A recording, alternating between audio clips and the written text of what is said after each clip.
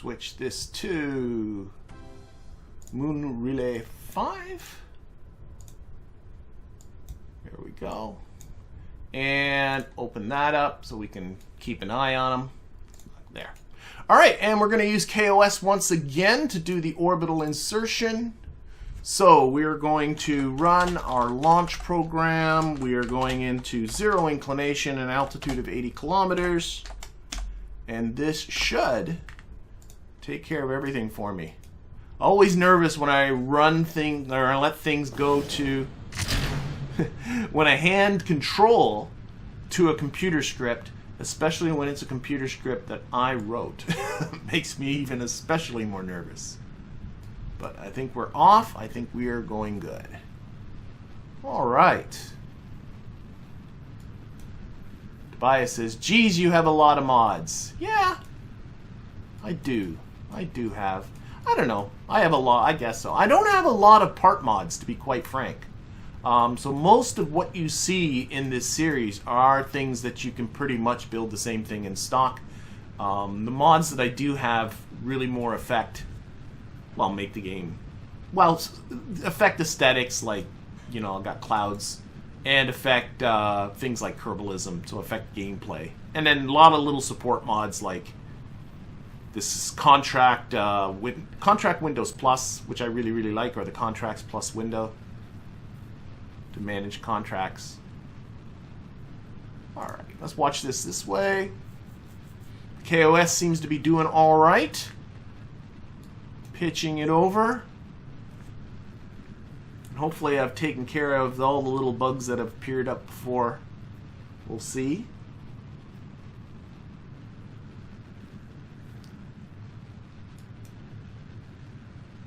And is it? Yep, 20 kilometers. It knocks back the throttle, adjusting thrust to weight ratio to 1.1. So once you get up into the upper part of the atmosphere, you don't need as much thrust as that.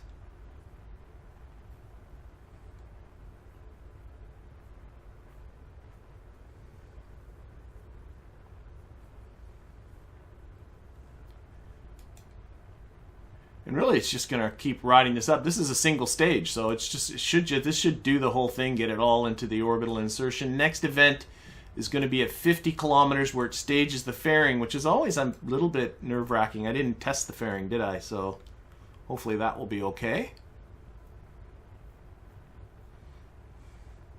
Noticing a notification here. Oh, it's just that the contract's complete. That's fine. I don't need that. That was the previous contract to get up to that 2,500 meters.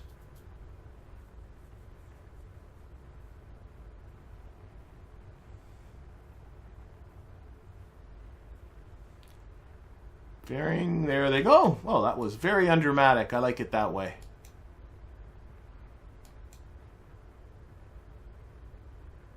You know what? I can time warp this. Why don't I go into physics warp here? I don't... Whoa, whoa, that's why. Okay, 2 times. Oh, we must have reached our target apoapsis. We did. Time warp our way to... Oh, whoa, whoa, whoa, whoa. Doesn't seem to like the higher time warps. It starts to get all wobbly and wonky on me. Almost into space. Here, let's take it off the time warp. There we go. So it's setting up our circularization burn, coming up in 68 seconds.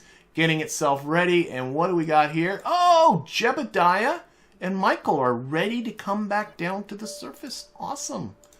We don't. They're in no hurry. We'll deal with that after we send this thing on its way. Okay, got about a minute to the burn. Almost 400 meters per second for the burn. It's starting it very early. Yes, it does. Yeah. So it's starting well before this was saying it because it wasn't going to go to full thrust. Because this engine, remember, went right from the surface. So if this went to full thrust, it would actually be a huge thrust to weight ratio that isn't necessary. And our target is an 80 by 80 orbit.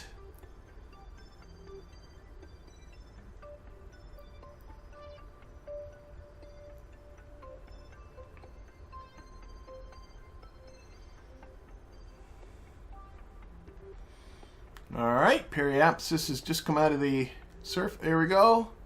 A little bit of a camber wobble. Reducing throttle at the end. There you go, 80.4 by 80.1. Very, very happy with that. Program is ended. We are done with that. All right. Let's get this thing heading off to the moon, and then we'll get to Jebediah and Michael. Might as well hang on to this booster. In fact, what I will do is reduce its thrust a lot because it's got a berserk thrust to weight ratio right now. That's a little more sane. It's got 68 meters per second left in it. Might as well use it. Okay, we are going to the moon. Where are we? Here we go. Oh, no, we're not. What am I thinking about? We're not going to the moon. We're going to this geostationary orbit. Oh my gosh, I almost forgot. Okay, we can do this burn anywhere. And we're looking for... That would have been a big mistake. We're looking for an apoapsis of 2,863.334 kilometers. Wow. That's too much. Let's bring this back.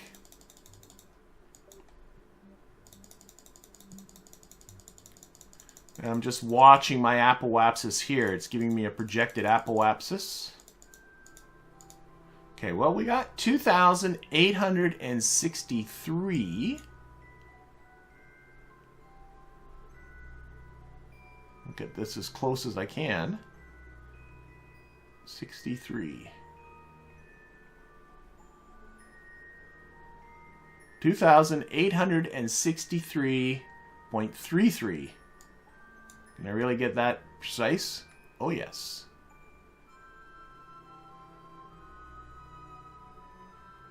There's 2,863.1. I think that'll do. Okay, that burn's coming up in a minute, so let's open up our KOS terminal again. Shouldn't have closed it. Switch to our rocket, and we should have a maneuver execution script here all ready to go. There it goes.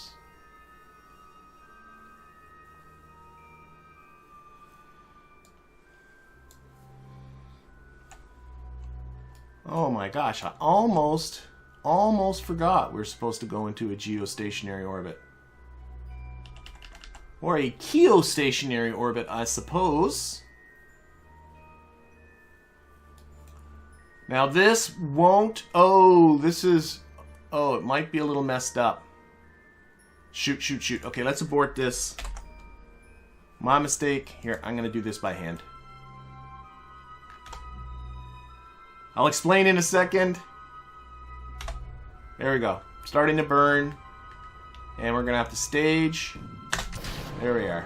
Now we're just on the ant. Why did I abandon that? Because that script cannot handle a staging event in the middle of all this. Something I'm continuing to work on.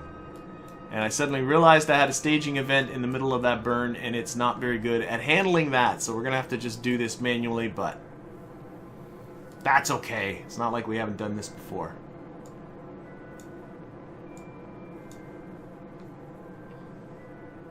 Oh, this thing has a low thrust to weight ratio. See, can I do a little bit of time warping? Oh, wait, Alt. That. A little bit of time warping. Just go up to 2 times speed.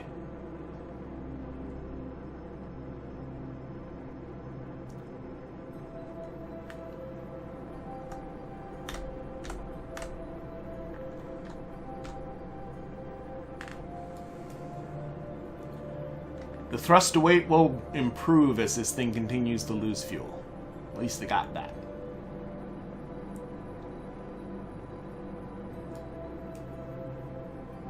Oh, hello, Kettle. I'm glad you made it.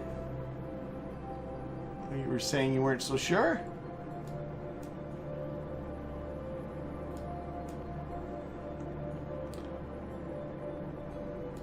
You know, one thing, yeah, I don't... If I have ground stations turned on so that it can communicate around Kerbin from ground stations on the surface. If you didn't have ground stations, then something like this would have a purpose.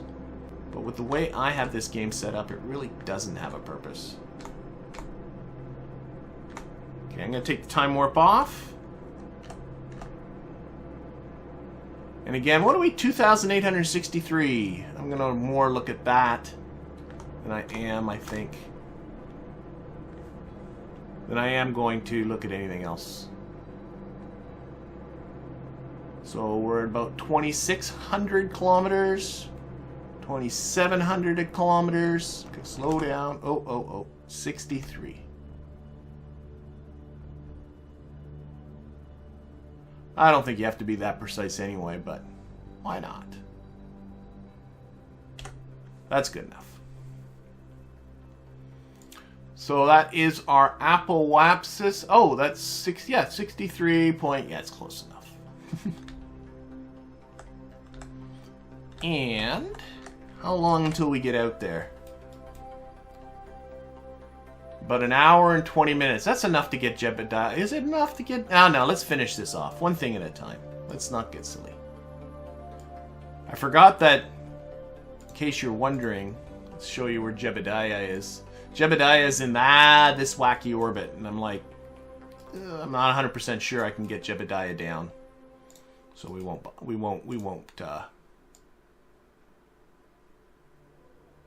We'll do this all first. Okay. And there's no, no. Just got to get the apoapsis and periapsis right, and that is it. So, this should be pretty easy. 2863. That is... Let's pump this up a bit.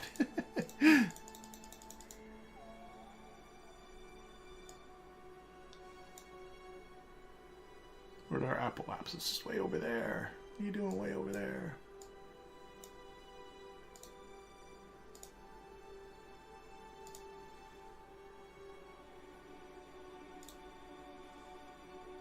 Oh, I'm sure it's fine. I'm getting way too picky.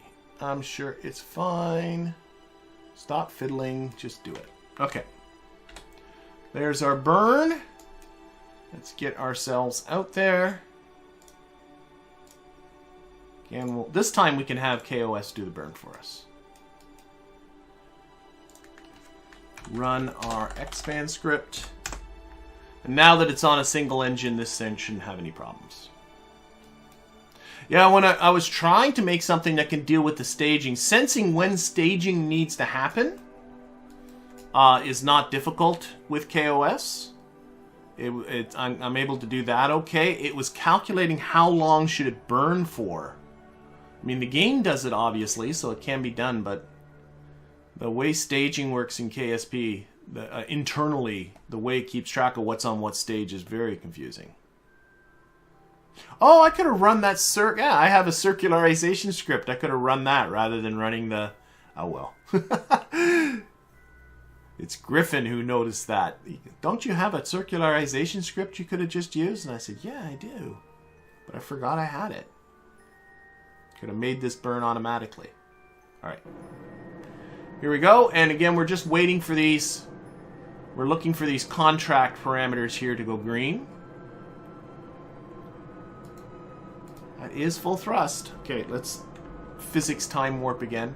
For those people that don't know, you hold the Alt key to do a physics time warp. So that's now 2 times speed. So you can time warp during burns. I'm nervous to go to 3 times speed. I'm not going to do it. It's nice for these longer burns.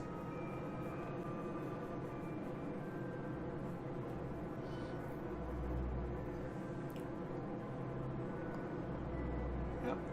Should be good. I'm always nervous about looking at this and there's something that I missed. Like, you know, oh, you're supposed to put a thermometer on there or something like that. But I do not see anything of that nature, so that is good.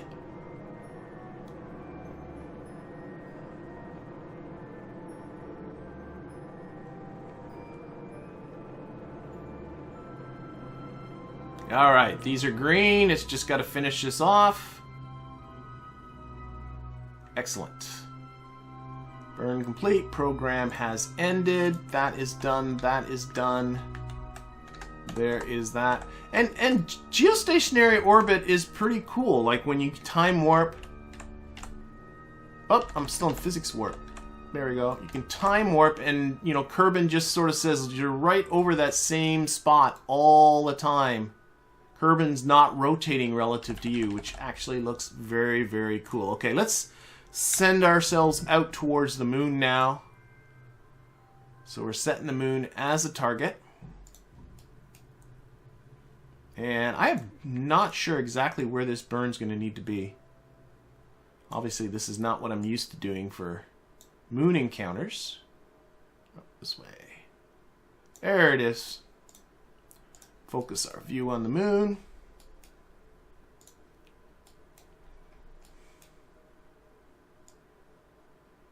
And I'm just aiming to smack the moon right there. That's my whole plan. Obviously, I'll make an adjustment after this, but for now, that's my plan. Let's play around with the exact timing here. We can probably take off some... Oh yeah, we can take off some of this burn. Okay.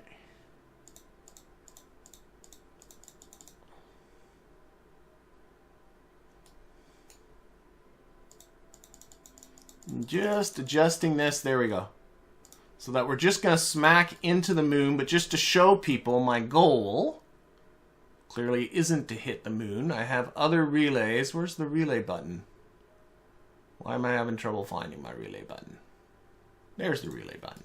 These are the relays that are currently there. Oh, yes! Ah, extra tricky. What I want is to have this satellite that I have in this geostationary satellite in the same orbit as this guy that's in a polar orbit, which means we need to match the plane. And if you look right now, we're coming in at pretty darn close to 90 degrees to that plane. I do not have the delta V to make that kind of plane adjustment, but that's not a problem. All you got to do is hop ahead orbits. Oh, and then I miss. Adjust the time at the same time. Boy, it's a lot of time adjustments. There we go. And notice how in a jumping ahead in orbit, how much my angle, my incoming angle has changed so much. So I think I got to hop ahead one more orbit. And again, adjust the timing again.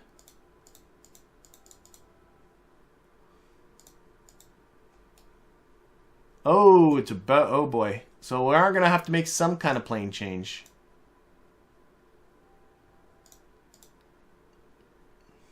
What was better, that, or if I go back in orbit?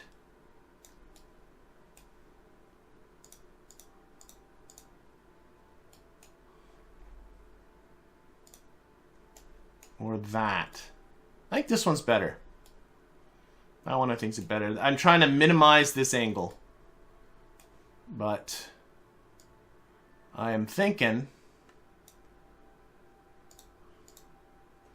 that's probably as good as I'm going to get. So that burn's not coming up for a day and a half.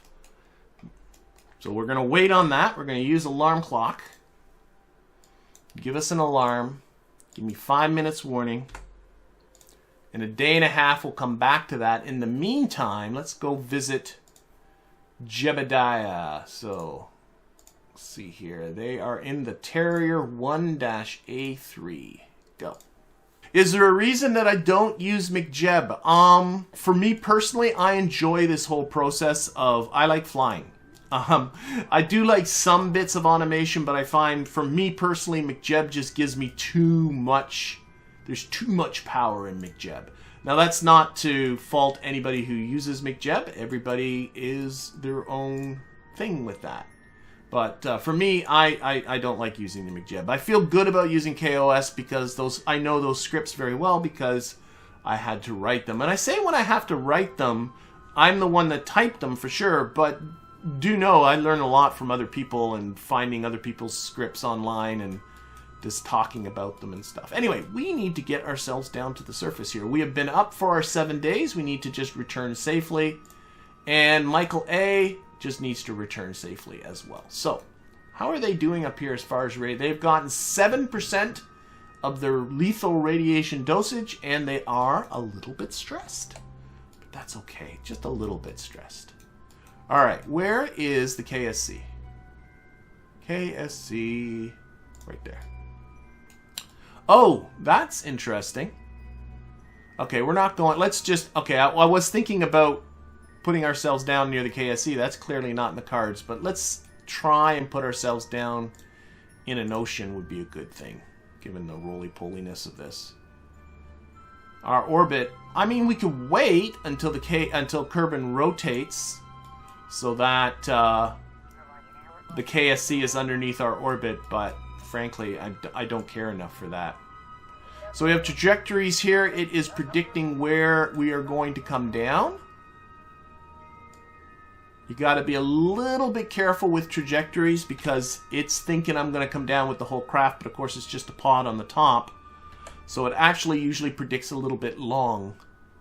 But I'm thinking that feels pretty good. We'll put ourselves down in the ocean around here. That's not too far from where the KSC is. Nope, I'm happy with that. What do you think, Jebediah? Are you happy with that? Jebediah's going, I'm perfectly happy with that. Let's do it.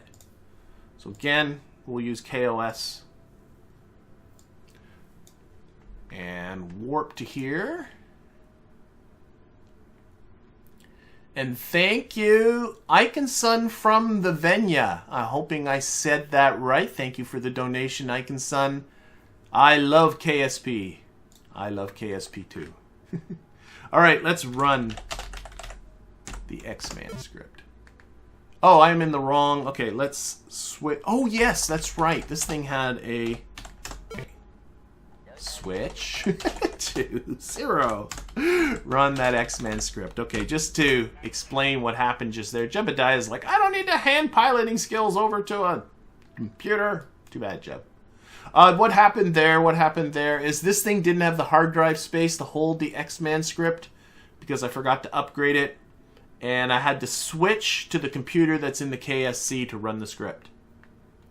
You can actually compile and compress your scripts. The scripts are text files. You can't actually compress them. That means you can't edit them in the editor that's built into this. Without uncompressing them again. But it does mean they take up a lot less file space. And if I did that, I probably could have afforded to put it on here. But I didn't do it. I probably should. Alright, we are on our way down. How's our prediction from trajectories? Okay, close that. That feels pretty good. Alright. We are almost ready. 73 meters per second left. That, is an efficient use of resources as far as I'm concerned. This thing started with about 1900 meters per second at Delta V, but it has been doing lots of things and trucking out towards the moon. And doing flybys and 45-degree inclination changes, gravity assists. Having all kinds of fun, but fun's over. Time to come home. Time to come home. Munar 4 batteries are almost empty. I know why, because I turned the lights on it. Let's see here. Let's go to Munar 4. I love that I can do this from here. Because I was planning on... I can go to here and I can turn the lights off. That will save batteries. Alright.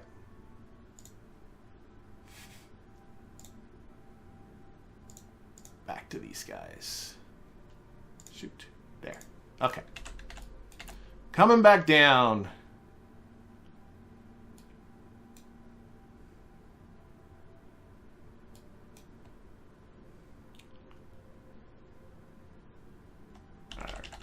There we are. I think I'm just going to eject right now. Yep. We are all set. We are all set. We are all set. There we go. And SAS goes off because there are no reaction wheels in this thing. We have no control of it at all. So it's just going to, now it will orient itself because it is weighted, so it's heavier towards the bottom. It will orient itself properly in the airstream. But really, I do want to get into, stop using these roundy capsules for these descents because they're just sketchy. These batteries are really badly placed. There's a very good chance they won't be long. They won't be with us for very long. They are right in the airstream.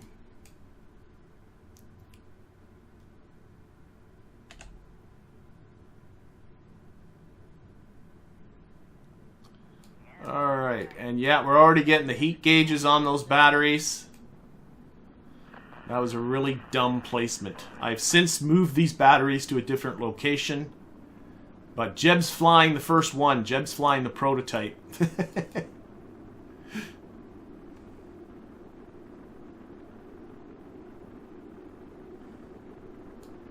Alright.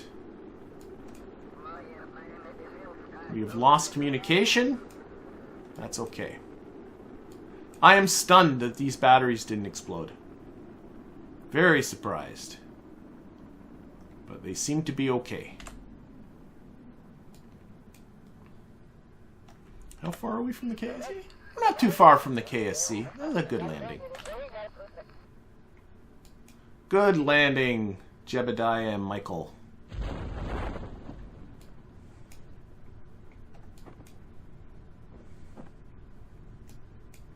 See, as long as you put these things down in the ocean, they're fine. The moment you put them on the side of a hill, adventures ensue. As Bill and the other Michael found out last week.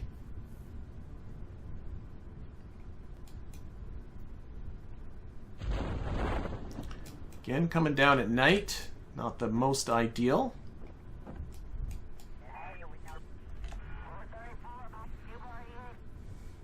See, while I'm doing, what else is going on here? Like, we got the MunRelay 5 burn coming up. Munar 4 is about a day and a half away from coming out of the night. I think I need to get going with my crude moon build. I think that should be the next step in all this. But right now, of course, we're recovering these folks. There we are. We are down. Excellent. Thank you, Ian. Ian says, keep the grind up. I sometimes enjoy grinding too much, is my issue. I actually, if I have a game I enjoy, I can grind in it forever, and I think sometimes I need to be mindful of that and not let things get out of control. So Jebediah is now up to level 2, even though he's yet to leave orbit about Kerbin, but that's because of the extra experience he got. Look, he got 8 experience points for doing that 45-degree inclination change from the Kerbal Academy.